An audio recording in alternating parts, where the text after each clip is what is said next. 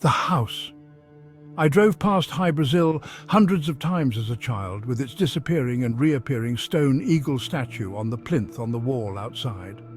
However, I was not afforded the opportunity to go inside her until much later in life. I had come into money and could finally buy the house of my dreams. High Brazil was built out of love.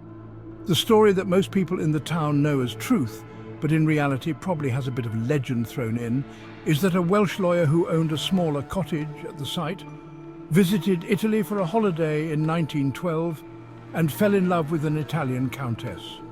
The lawyer, hoping it was more than a holiday romance, returned to his cottage and added a Mediterranean extension to his property, hoping to entice the countess to join him. The idea being that the house would make her less homesick. She never came.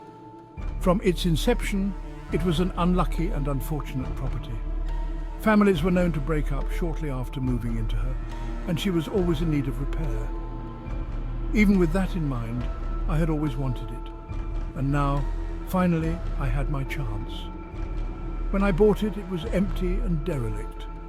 I contacted the agent and bought it without ever seeing inside. I collected the keys and immediately drove there to look at my prize. I felt like a kid at Christmas. I pulled up and unlocked the massive iron gates before driving into the courtyard. The house had a presence, and I instantly felt it. I walked around the outside of the property first, looking at the structure and the grounds. It was much bigger than I could have ever imagined. The property needed much work, but I wanted to be involved in everything, and so I moved a bed and television into one of the downstairs living spaces. I had to be there while the work was taking place. I contacted an architect and designer to draw up the plans for the renovations, and then I contacted a variety of workmen to carry out the required work. The first thing I did was replace the eagle that I had remembered seeing as a child on its plinth. The incident started almost immediately. On the first night I slept there, I heard the constant creaking of floorboards. Being an old house, I thought nothing of it. The creaks occurred throughout the house on both levels. They never stopped.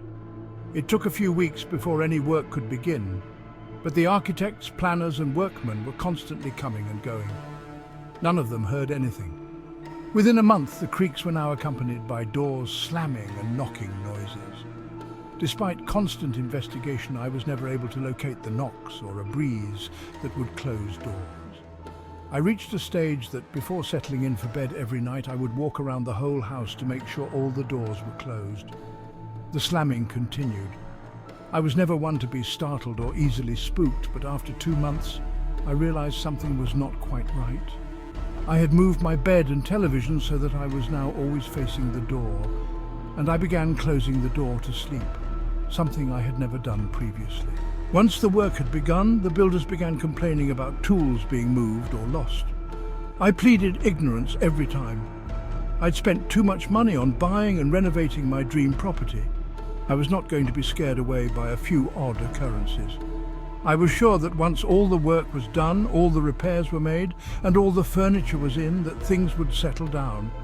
It was 6 months from the time I first walked in till the time all the work was complete and all my furniture was in. It finally felt like home, and the surreal incidents had become less common, although they had not stopped. I felt confident enough to start inviting people around and showing them my pride and joy. After a night out with a lady who I had only recently met, I asked her to come back to my place, and she agreed. I poured us a couple of glasses of red wine, started a fire, put some music on, and we settled on the sofa for a chat. After a while, things became more heated and we started to kiss. Whilst kissing, a strong breeze blew into the room, blowing her hair and startling her to such an extent that she jumped, knocking her red wine off the table onto my shaggy deep pile rug. I got up to go to the kitchen to get a cloth, and on my return she was sitting wide-eyed, glaring straight at the door and as white as a sheet. She got up and insisted on leaving. I asked her if she was okay. She said she was, but insisted on going anyway. I told her I would call a taxi. She said she could not wait and said she would start to walk and flag one down. Despite my wishes, she rushed out the front door and onto the main road. I cleaned up the mess, thinking maybe I had rushed her into things and went to bed, not thinking any more of the incident. 2 days passed, and I decided to phone her to see how she was doing. She then told me what had happened. Shortly after I had left the room, she felt someone sit down next to her. They moved her hair and whispered in her ear to leave. She claimed she had never been so scared in her life. I profusely apologized, but really had no idea what to say. I became very reluctant to invite people around after that incident, and so decided to buy a dog for some company, and maybe to stop myself going crazy. Now, Hy Brasil has massive grounds, including its own cemetery. I was always a little freaked out by cemeteries, so when I was having the work done, I'd asked the workmen to build a wall around it, essentially putting it outside of the property. Unfortunately, one thing that cemeteries seem to have an abundance of is rats. Given that the grounds were so big, the dog spent much of the day outside. He was constantly bringing me dead rats as gifts. One thing I did not realize, though, was that cemeteries also attract snakes. Growing up in Wales, snakes are things that you never even consider coming across as they are so rare. But on one sunny day in July, 9 months after I had moved in, I heard a massive yelp from outside. I rushed out to see my dog shaking on the floor and a snake going under the wall into the cemetery. I immediately rushed him to the vet, where he was treated. The vet gave him an injection, treated the wound, gave me some medication and ointment for him, and told me that he would need a lot of TLC over the next few weeks. I set up his own little corner in the living room, bed, blankets, toys, bowls, the lot. He loved it.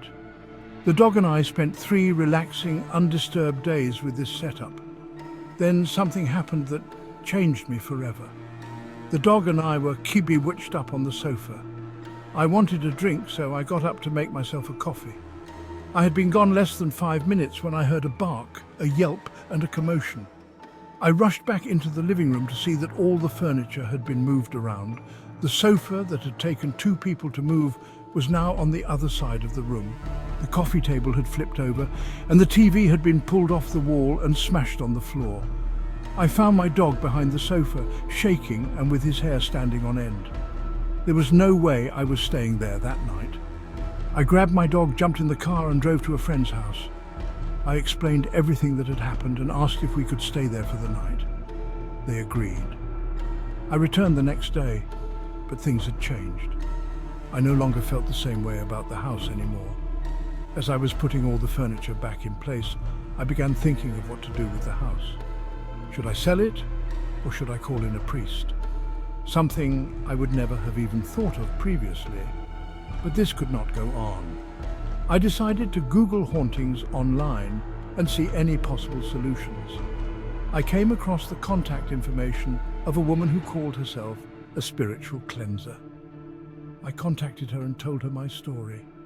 She said it sounded like a classic haunting, but she wouldn't be able to come to the house for 2 weeks because she was terribly busy. Who knew that this was so common? She suggested burning sage in the meantime. I took her up on her advice, but it did not help. In fact, it made the situation worse. Every time I lit the sage, it was instantly blown out by a breeze. All the lights would flicker and doors would shake and rattle as I was looking at them. I could no longer stay there. I packed a suitcase and left, booking myself into the Travelodge in the town centre for a few days until I could find somewhere to rent. 2 weeks passed and it was time for the spiritual cleanser. She contacted me in the morning, and by the time I arrived at the house, she was already waiting outside. I unlocked the big iron gates and we both drove our vehicles in. As we alighted from our cars, she pointed to the wall and asked what was behind it. I asked why. She said she felt incredible pain and anxiety coming from there. I explained that it was a family cemetery of everyone who had lived in the house. She shook her head and explained that it was never a good idea to live so near to a cemetery, especially if you now occupy the same property that the people in the cemetery once did. She said she could feel more than one presence. She prepared her kit that consisted of a bundle of sage, holy water, and a book of incantations that she herself had written. It was a disaster from the moment we entered. I opened the front door to let us both in. As soon as we stepped inside, the door slammed shut behind us and I was unable to reopen it. We took turns in pulling, but to no avail. Fear crept over us, but we knew we had to deal with it, whatever it was.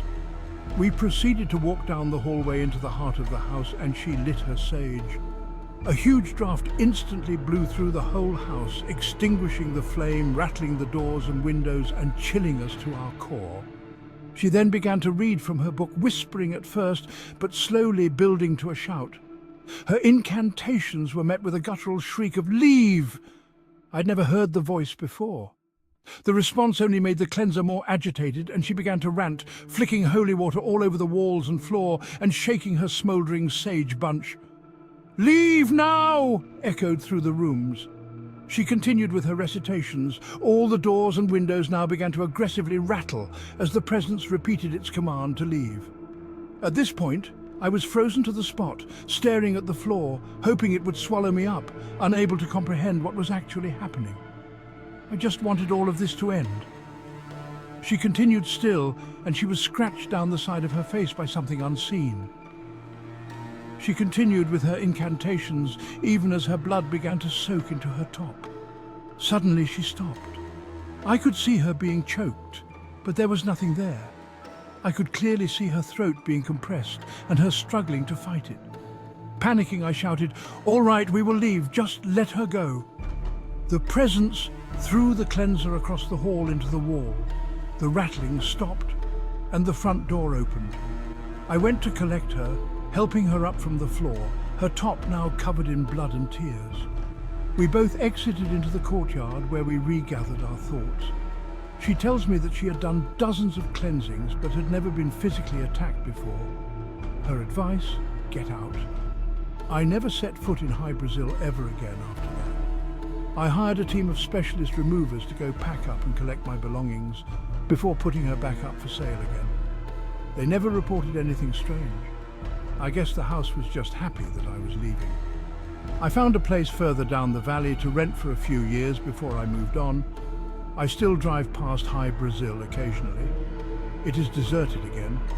Even though High Brazil is a two-story building, it has a roof terrace. The locals say that on dark nights, if you are unlucky, you can still see shapes and movement up there. The eagle is once again missing.